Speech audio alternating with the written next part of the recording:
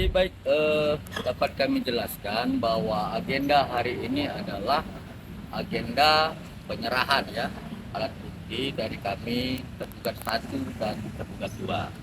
Nah, jadi pada prinsipnya kami mau sampaikan bahwa tentang alat bukti itu adalah berdasarkan ketentuan 18. Kenapa kemudian kami meminta untuk waktu 1 minggu ke depan?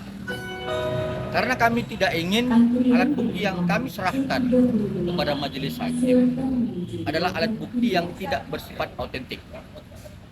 Yang kedua, kami ingin membuktikan bahwa perbuatan melawan hukum yang dituduhkan kepada klien kami adalah tuduhan yang obstruksi.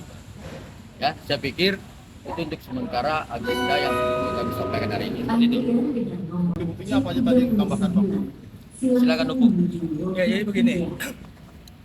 Ini sesuai dengan hukum acara perdata. Penggugat dulu yang menyerahkan bukti.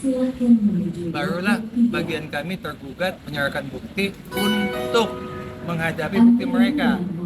Atau bahasa kejamnya itu untuk mengalahkan bukti mereka. Jadi mereka masukkan bukti dulu, baru kami masukkan bukti kami. Walaupun bukti mereka fotokopi nggak masalah, kami tetap mengajukan bukti yang valid. Ya. Dan untuk bukti sekarang ini kita lebih banyak kepada pribadinya Dr. Reza dan Dr. Mufid.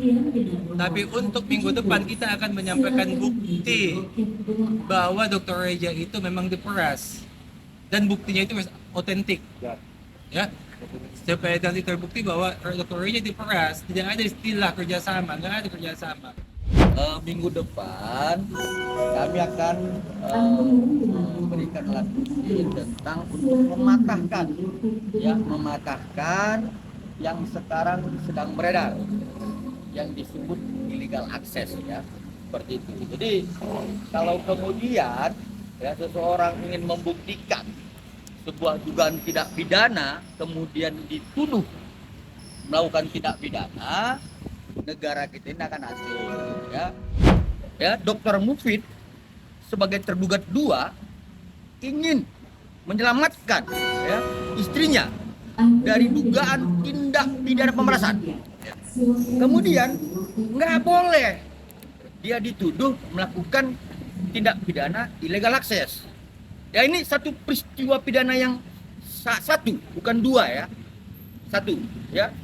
Ingin membuktikan adanya dugaan tindak pidana ya yang dilakukan oleh terdakwa Nikita Mirzani, terdakwa Ismail Marzuki, dan kalau kita lihat dari putusan jurus fakti tingkat banding ada pertimbangan hakim diinisiasi ya, nanti kami akan buka dalam pembuktian ya. Jadi minggu depan kami akan menyerahkan bukti yang autentik ini ya, bukan bukti yang sepihak yang harus mendapatkan dukungan alat bukti yang lain ya.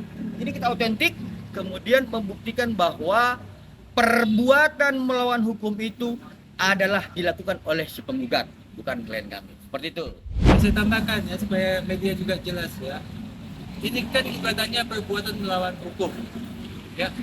Hukum itu kan banyak.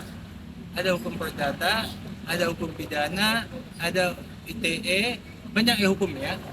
Kemudian masalah illegal access katanya. Mereka mau masukkan pasal undang-undang ITE. Ya. Sekarang pertanyaannya, perbuatan melawan hukum pidana kah atau perdata? Kalau perbuatan melawan hukum pidana itu lapor ke polisi. Ya.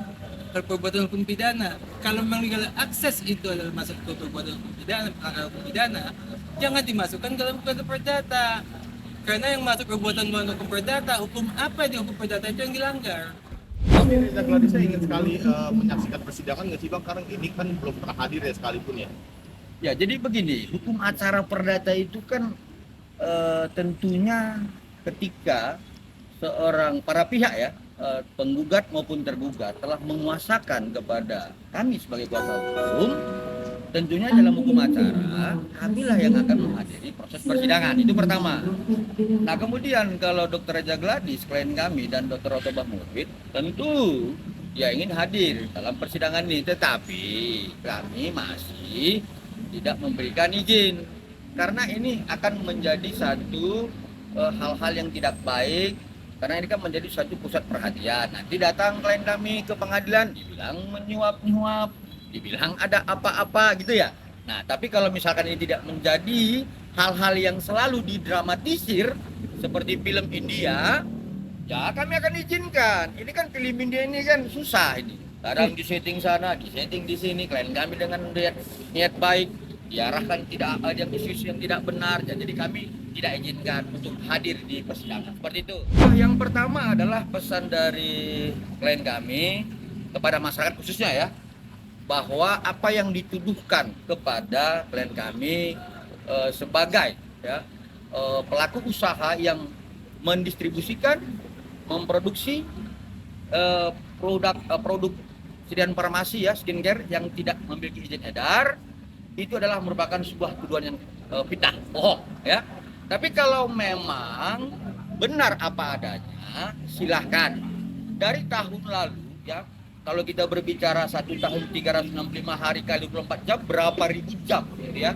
Kami sudah sampaikan ya, orang-orang yang berbicara pakai hanya congor, tolonglah jangan sering menuduhkan klien kami, tetapi berbicaralah dengan fakta hukum. Kalau memang ada, silahkan laporkan. Jadi pesan dari klien kami adalah jangan fitnah klien kami mengedarkan, memproduksi sediaan farmasi yang tidak memiliki izin edar. Seperti itu. Terima kasih sudah menonton video ini. Jangan lupa subscribe dan aktifkan lonceng notifikasi supaya kamu nggak ketinggalan video terbaru dari Grid.